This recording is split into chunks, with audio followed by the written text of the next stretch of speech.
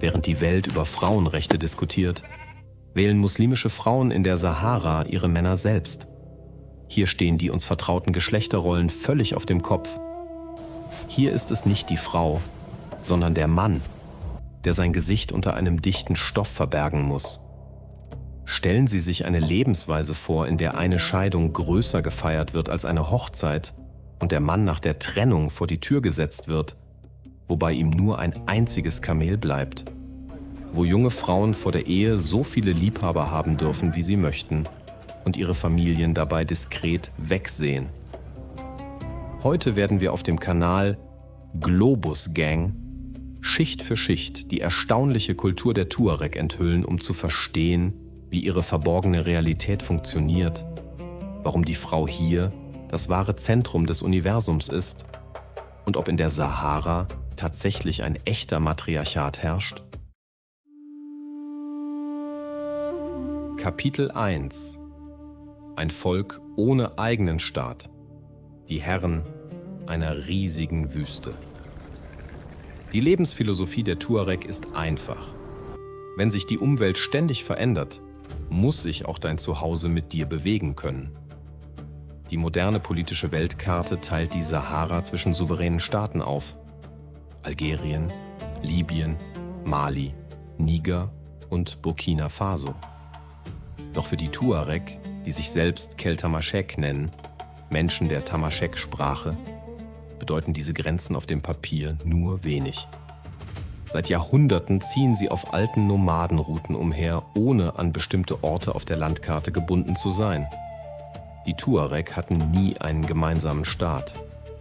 Ihre Identität beruht nicht auf Steinmauern oder Grenzpfählen, sondern auf einer gemeinsamen Sprache, der alten Schrift Tifinagh und der ständigen Bewegung. Ihre Nachbarn nennen sie oft die blauen Menschen der Sahara, weil ihre mit natürlichem Indigo trocken gefärbte Kleidung charakteristische bläuliche Spuren auf der Haut hinterlässt.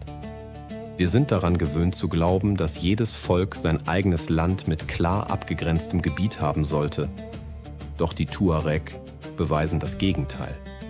Ihr Lebensraum sind endlose Sandflächen und felsige Hochebenen. Und in dieser rauen Welt verläuft die wichtigste und unverrückbarste Grenze keineswegs zwischen Staaten. Sie verläuft zwischen den tiefen, fast mystischen Unterschieden zwischen Mann und Frau. Kapitel 2: Warum Männer ihre Gesichter verhüllen und Frauen nicht. Als europäische Reisende den Tuareg zum ersten Mal begegneten, waren sie von einem auffälligen Paradox überrascht. In traditionellen muslimischen Gesellschaften verhüllen Frauen ihr Gesicht. Doch in der Sahara ist es genau umgekehrt. Tuareg-Frauen zeigen ihr Gesicht offen und präsentieren damit Würde und Schönheit, während Männer ab dem Jugendalter einen Tagelmust oder Tscheche tragen müssen. Eine lange Kopfbedeckung, die Stirn, Nase und Mund verhüllt. Dieses Tuch aus Baumwolle kann bis zu 10 Meter lang sein. Ein junger Mann trägt es zum ersten Mal im Alter von etwa 15 Jahren. Dies markiert seine Initiation und seinen Übergang zum Mann. Von diesem Moment an gilt es als äußerst unschicklich, sich in der Öffentlichkeit mit unverhülltem Gesicht zu zeigen. Selbst zu Hause beim gemeinsamen Essen mit der Familie kann ein Mann den Tagelmust nicht abnehmen. Er schiebt den Stoff am Kinn nur leicht zur Seite, um einen Schluck Wasser oder Tee zu trinken. Offiziell wird diese Tradition mit praktischen Gründen erklärt. Der dichte Stoff schützt die Atemwege vor dem allgegenwärtigen Sandstaub und der sengenden Sonne der Sahara. Doch wenn es nur um den Sand ginge, würden auch die Frauen ihre Gesichter verhüllen. Die UNESCO und Anthropologen betonen den tiefen sozialen Hintergrund dieser Verhüllung. Für einen Tuareg-Mann ist das verhüllte Gesicht ein Symbol für Bescheidenheit, Selbstbeherrschung und Respekt gegenüber anderen. Indem er seinen Mund verbirgt, zeigt er Achtung vor den Älteren und schützt seine innere Welt. Doch während der Mann sein Gesicht verbirgt, tritt die Frau in der Tuareg-Gesellschaft offen für ihre Rechte ein und trifft selbstständig Entscheidungen, die in anderen Gesellschaften ausschließlich Männern überlassen werden.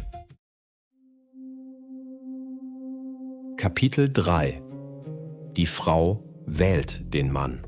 In den meisten traditionellen Gesellschaften Afrikas und des Nahen Ostens ist die Ehe eine Vereinbarung zwischen Familien. Die Eltern der Braut und des Bräutigams einigen sich auf den Brautpreis, während die Meinung der jungen Frau selbst oft in den Hintergrund tritt. Doch in der Sahara funktioniert dieses Modell nicht. Bei den Tuareg liegt das Recht, den Partner zu wählen, traditionell bei der Frau selbst. Die Kultur der Brautwerbung bei den Tuareg ist poetisch und raffiniert. Eine wichtige Gelegenheit für junge Menschen, sich näher zu kommen, ist der Ahahal, traditionelle Abende mit Musik und Poesie, die von jungen, unverheirateten Frauen veranstaltet werden. Zu den Klängen des einseitigen Streichinstruments Imsat, das ausschließlich von Frauen gespielt werden darf, tauschen junge Menschen Komplimente, Gedichte und geheime Zeichen der Zuneigung aus. Ein Mann kann stundenlang nach den richtigen Worten suchen und Gedichte verfassen, um die Zuneigung der jungen Frau zu gewinnen, die ihm gefällt. Wenn ein junger Mann heiraten möchte, muss er die persönliche Zustimmung der Braut erhalten. Ihre Eltern können ihre Meinung äußern, doch das letzte Wort hat immer sie. Mehr noch: Für die Eheschließung braucht die junge Frau nicht die Zustimmung eines männlichen Vormunds, des Wali. Damit steht sie praktisch im Mittelpunkt des gesamten Heiratsprozesses, entgegen den klassischen Regeln der Scharia. Kinder, die aus einer solchen Verbindung hervorgehen, gehören zur Familie der Mutter. Deshalb werden Herkunft und Abstammungslinie hier über die mütterliche Seite verfolgt. Und diese Wahl ist nur die Spitze des Eisbergs. Denn nach der Hochzeit zieht der Mann nicht in sein eigenes Haus, sondern in einen Lebensraum, der vollständig seiner Frau gehört.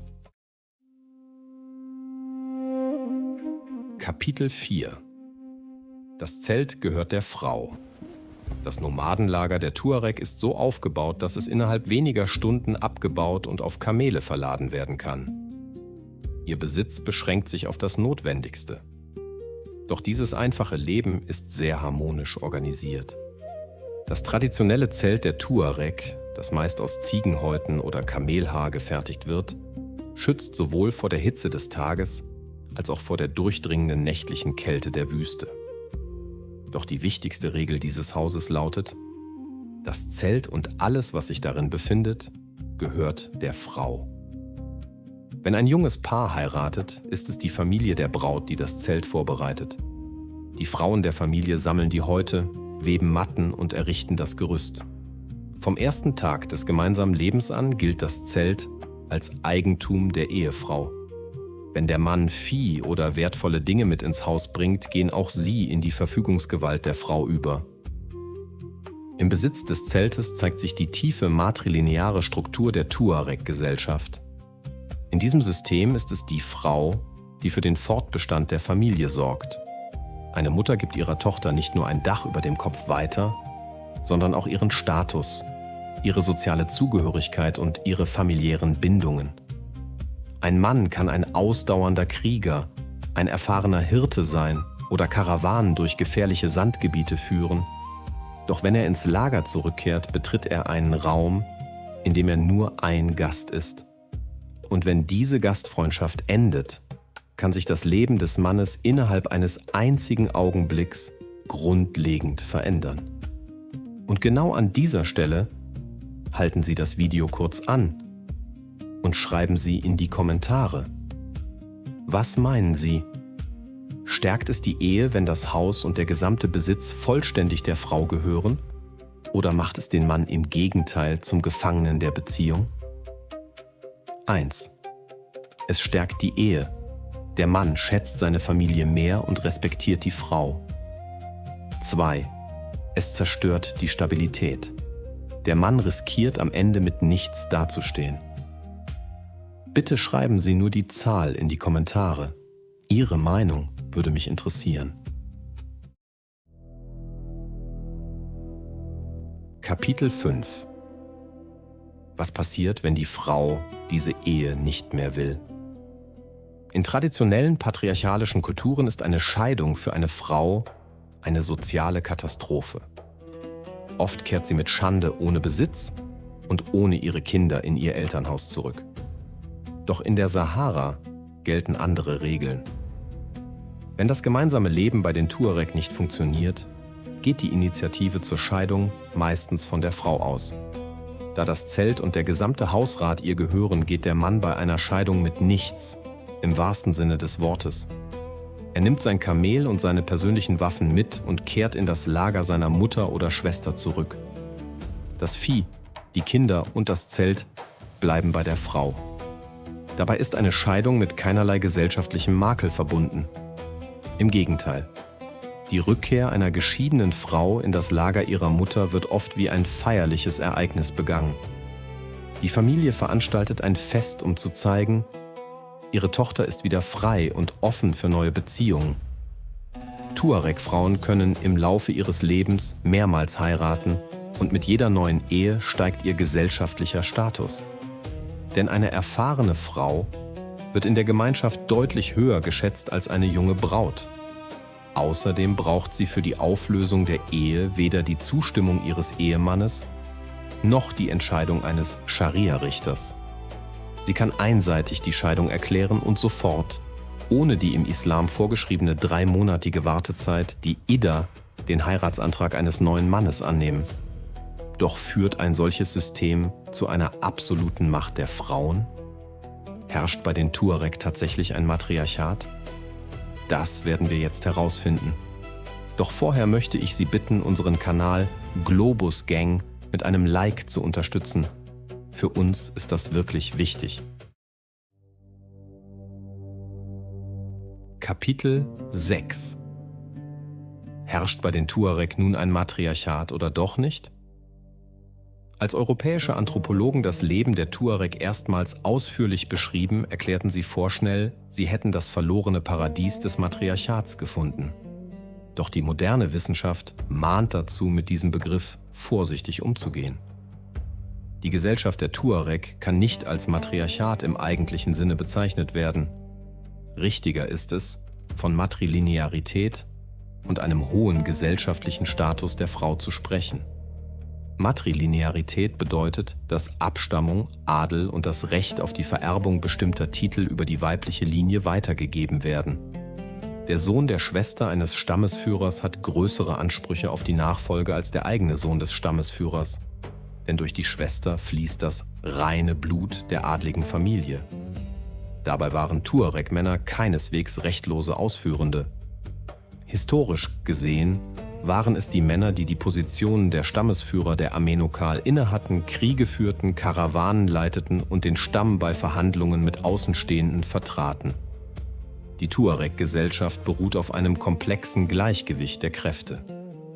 Der Mann verfügt über die äußere, politische und militärische Macht, während die Frau innerhalb der Familie die innere, kulturelle und wirtschaftliche Macht besitzt. Es ist ein Gleichgewicht zweier Formen von Macht innerhalb einer Gesellschaft. Kapitel 7. Frauen, die die Sprache der Wüste bewahren. Wenn ein Volk ständig unterwegs ist und keine Städte aus Stein baut, werden die Menschen selbst zu seiner Bibliothek. Und bei den Tuareg sind es seit jeher die Frauen, die diese Bibliothek bewahren. Während die Männer als Nomaden umherzogen, Kriege führten und Handel trieben, blieben die Frauen im Lager und kümmerten sich um die Erziehung der Kinder. Sie waren es, die die alte Schrift Tifinagh bis heute bewahrt haben. Dieses Alphabet besteht aus geometrischen Zeichen und hat seine Wurzeln in der libysch-berberischen Schrift, die bereits vor Tausenden von Jahren in Nordafrika verwendet wurde. Doch um diese Schrift und ihre Kultur zu bewahren, mussten die Tuareg vor allem eines: in der Sahara überleben. Denn die Wüste verzeiht keine Fehler. Hier, wo die Temperatur am Tag auf über plus 50 Grad steigen und nachts bis auf 0 Grad fallen kann, hängt das Überleben des Menschen von Mobilität und Anpassungsfähigkeit ab. Die erste Regel der Tuareg ist ein besonderer Bewegungsrhythmus. Die Nomaden haben es niemals eilig und setzen beim Gehen den ganzen Fuß auf den Sand, nicht nur die Fußspitze. Das reduziert die Muskelanstrengung, verhindert eine Überhitzung und ermöglicht es ihnen, enorme Entfernungen zurückzulegen, ohne sich völlig zu erschöpfen. Das zweite Geheimnis ist die Nutzung der spärlichen Vegetation zur Orientierung. Die Wurzeln mancher Wüstensträucher reichen mehrere Dutzend Meter tief in den Boden. Und die Tuareg nutzen ihre Standorte wie eine lebendige Landkarte, die ihnen verborgene unterirdische Wasserquellen zeigt. Heute leben wir in ständiger Eile, verlangen von uns selbst sofortige Ergebnisse und orientieren uns nur noch an den Bildschirmen unserer Navigationsgeräte. Doch wenn wir wie die Tuareg lernen würden, uns in unserem natürlichen Tempo zu bewegen und die unscheinbaren Hinweise um uns herum aufmerksamer zu lesen, würden dann nicht auch unsere eigenen Lebenswege viel leichter werden? Kapitel 8 Was geschieht heute mit dieser Welt? Die Staatsgrenzen, die im 20. Jahrhundert entstanden, haben die traditionellen Nomadenrouten der Tuareg beeinträchtigt. Globalisierung und wirtschaftliche Entwicklung verändern die Sahara rasant und verkleinern den Lebensraum der letzten freien Nomaden. Wirtschaftliche Interessen, darunter der großflächige Abbau von Uran unter dem Wüstensand, verdrängen die Tuareg nach und nach aus ihren jahrhundertealten Gebieten. Gleichzeitig versucht man, die traditionelle nomadische Lebensweise mit modernen Bildungssystemen und staatlichen Grenzen zu vereinbaren. Um ihren Kindern eine grundlegende Schulbildung zu ermöglichen, schicken viele Familien sie in spezielle Internatsschulen, zum Beispiel in der Region Kidal in Mali oder in Agadez im Niger. Das eröffnet jungen Menschen neue gesellschaftliche Möglichkeiten, verdrängt aber gleichzeitig die traditionellen Poesieabende des Ahahal. Die moderne Zivilisation versucht oft, eigenständige Kulturen zu vereinheitlichen, die nicht in ihre Vorstellungen passen. Doch ist das wirklich notwendig? Denn in den Städten müssen sich junge Tuareg-Frauen unter dem Einfluss der vorherrschenden patriarchalischen Lebensmodelle benachbarter Völker an neue Realitäten anpassen. Dort wird der Mann zum alleinigen Besitzer des Hauses und zum Ernährer der Familie, während ihre frühere Unabhängigkeit allmählich der Vergangenheit angehört. Finale. Ein Mann, der sein Gesicht unter einem Schleier des Geheimnisses verbirgt. Eine Frau, die ihr Schicksal selbst wählt und über das Zuhause der Familie bestimmt. Eine uralte Schrift, die durch mütterliche Fürsorge auf den Steinen der Sahara bewahrt wurde. Die Tuareg einfach mit dem Begriff Matriarchat zu beschreiben, wäre zu einfach und nicht ganz richtig. Doch genau das macht ihre Kultur so faszinierend. Sie zeigen uns, dass die Beziehung zwischen Mann und Frau nicht unbedingt dem uns vertrauten Muster folgen muss, bei dem einer über den anderen dominiert. Eine Gesellschaft kann über Jahrhunderte bestehen und gedeihen, wenn sie auf einem tiefen Gleichgewicht der Kräfte, gegenseitigem Respekt und der Selbstständigkeit jedes Einzelnen beruht. Sie waren auf dem Kanal Globus Gang. Abonnieren Sie unseren Kanal, damit Sie keine neuen Folgen über die erstaunlichsten und vor den Augen Außenstehender verborgenen Orte unseres Planeten verpassen. Und zum Schluss möchten wir Ihnen eine Frage stellen. Was meinen Sie? Ist die einzigartige Gesellschaft der Tuareg tatsächlich ein kluges und lebensfähiges Modell der Machtverteilung, von dem die moderne Welt etwas lernen könnte? Oder ist sie nur eine faszinierende historische Besonderheit, die im Zeitalter der Globalisierung zum Verschwinden verurteilt ist? Schreiben Sie Ihre Meinung in die Kommentare. Lassen Sie uns darüber diskutieren. Bis zu den nächsten Folgen. Hossa.